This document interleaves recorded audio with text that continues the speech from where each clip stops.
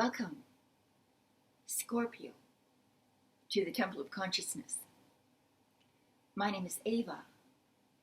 I'm your oracle for your astrology tarot forecast.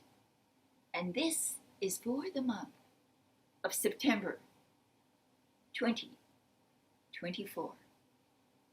Relevant to you if your sun sign, your moon sign, or your rising sign is Scorpio. And many of you know, of course, I've told you over the years that I've had this channel that I am Scorpio rising. More often than not, it is my rising sign that is the most relevant to me. But there have been occasions in which my moon sign or my sun sign is far more pertinent, relevant. So that's why I recommend you look at all the three major aspects of your chart, which is the rising, the sun, and the moon. Now, what I do in this reading is I blend together some important astrological aspects that predict the current environment, what will be current next month, and just those aspects that I feel will impact you during the month. Then I do a 4-card reading with the tarot cards. And I try to link the two together because each tarot card also has a astrological correlate. So it's a perfect synergy. Now, let's begin your reading, Scorpio, with the sound of healing. I'm also a yoga teacher and sound therapist, and I use these in my practice to help with various diseases, of course, but with putting the mind in a state of peace, balance, and tranquility. So let's begin with the sound of healing for you, Scorpio.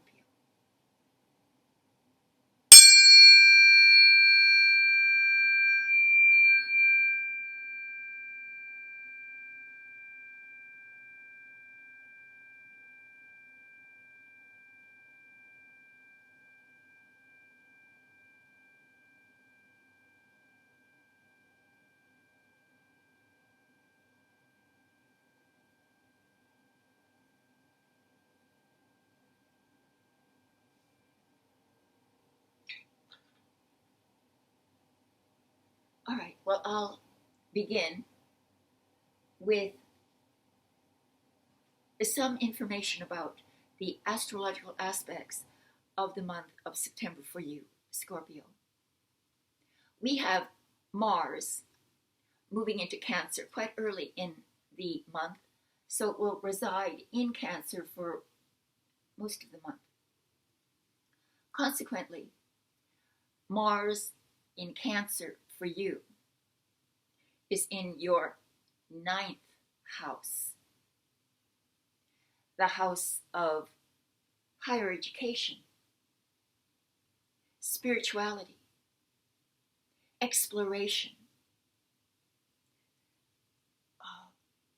foreign travel, ideological, philosophical expansion. Now, here we have Mars, which is a very masculine, aggressive energy. And in the 9th, it might be that you're initiating some education, some course of education. having to do with perhaps spirituality or a deeper philosophical perspectives. This could be an exploration of various metaphysical religions, or more traditional religions as well. So there's going to be energy put into this area of your life. Again, having to do with expanding out your territory, your worldview, your experience, your experiential limits, broadening your limits in some way that opens up your mind and opens up the world in ways that can be very powerful with Mars here. Now, we have Venus moving into Libra, trined by Jupiter. And this is in your 12th house. The 12th house is the house of, I always call it Plato's cave. The house of shadows, illusions, emotional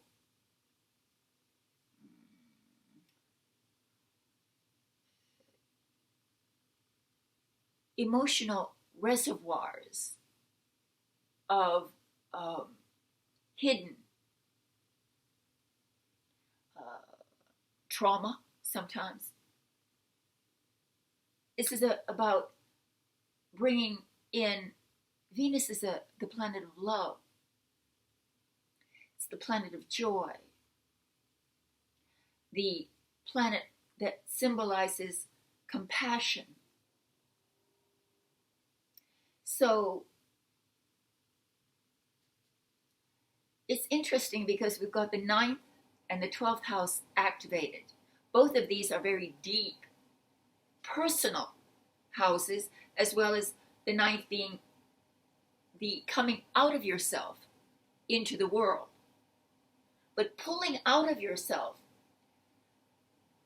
a deeper understanding of yourself,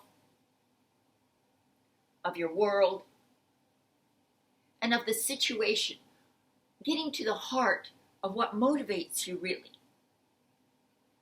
What do you really want to do? What is really important to you? It can also mean organizations, institutions, like hospitals, like humanitarian companies or organizations, or companies and organizations that deal with esoteric subjects, spiritual matters, churches, charities, things like that. So there's some sort of luck or good fortune coming from this area, some humanitarian organization or some institution that you're helped by, or that you belong to, or that you find support from. This is a beautiful, beautiful energy. And Libra is a sign of, a symbol of fairness, justice, getting justice, and living in a more authentic manner. And finally, we've got an eclipse, a lunar eclipse in Pisces. Eclipses are also very potent energy, having to do with something being eclipsed out of your life, or something that is hidden being revealed, or the covering up of something. That's an eclipse as well. And it's in your fifth house of romance, creativity, children, imagination, joy, pleasures. So there could be the need to address the seriousness of a relationship,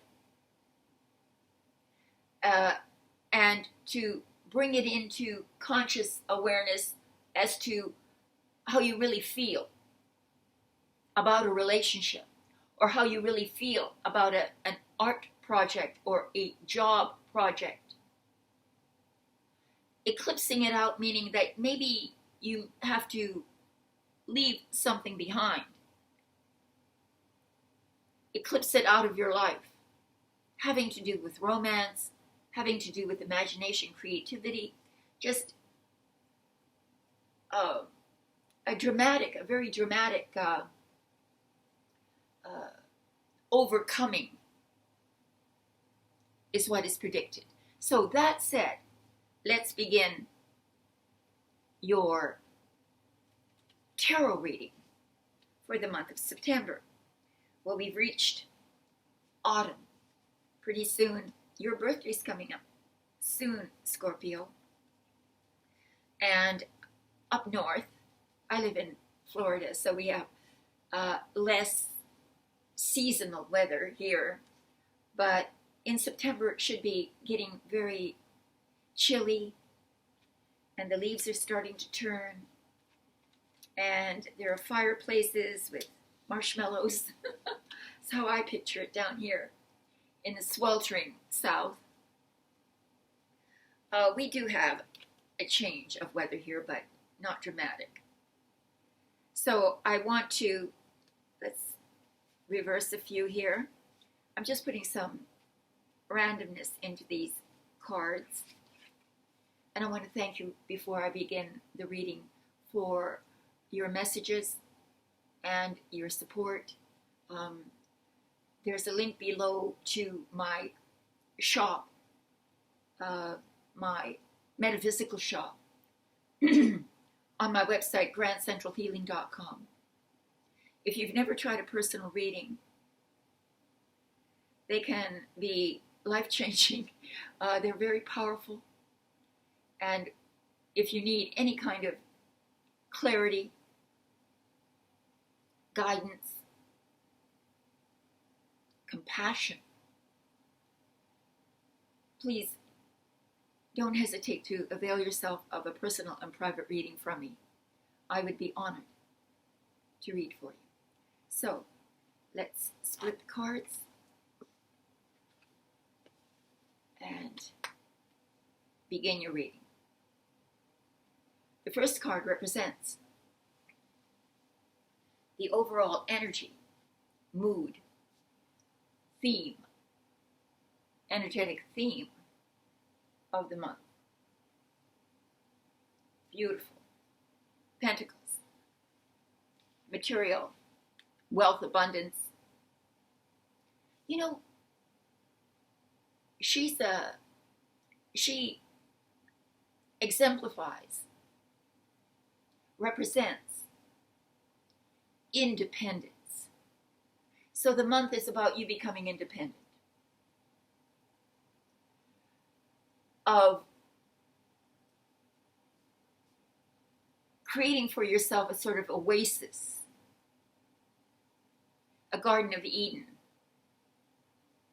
from your labor, from your energy, from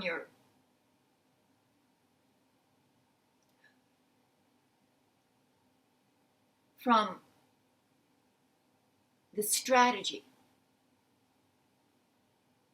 the motivation, the drive, the ambition that has now given you the abundance, the reward. So This often reminds me of people who work from home,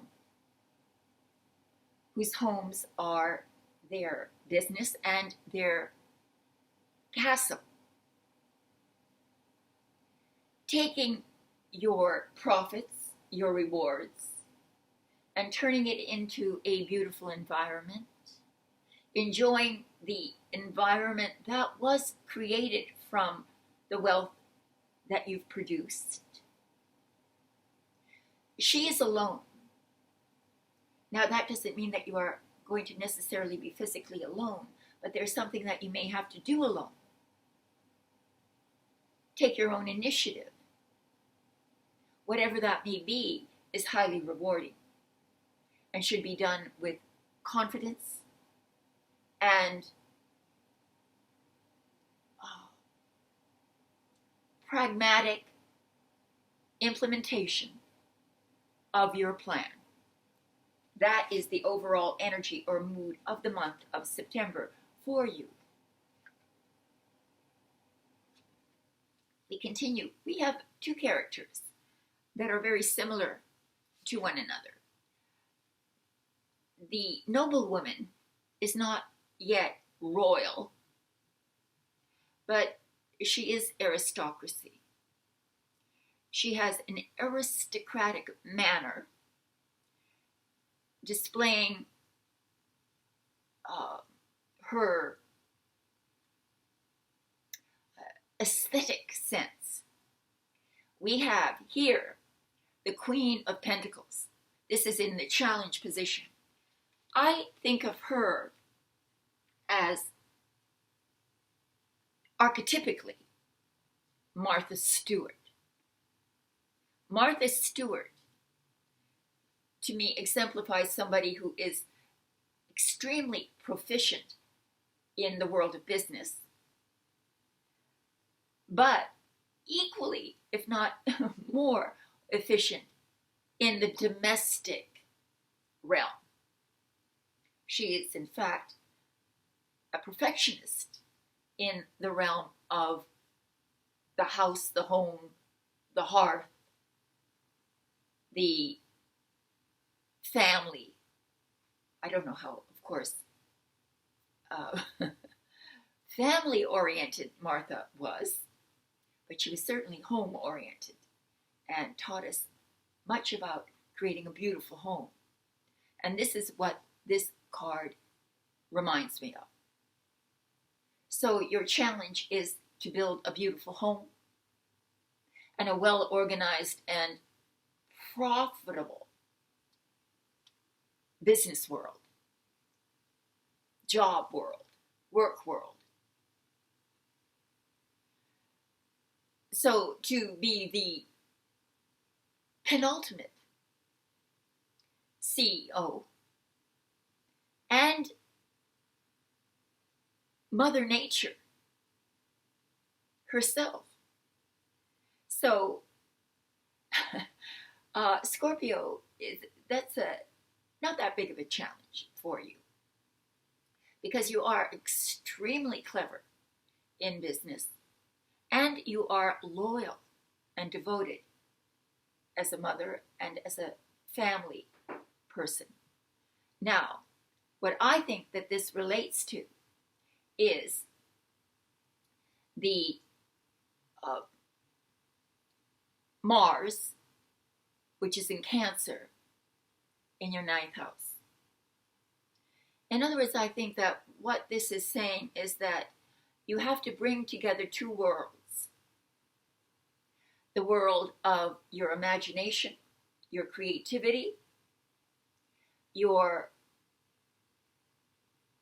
ephemeral self, and balance it with your pragmatic, practical, ambitious, world-oriented, materially oriented self,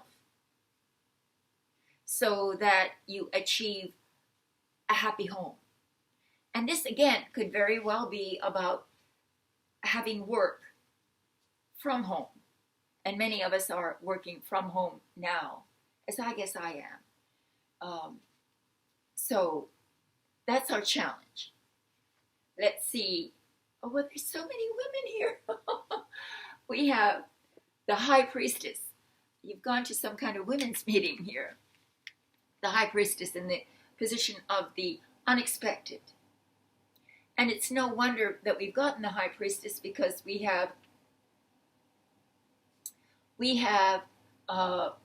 Venus in Libra in the 12th.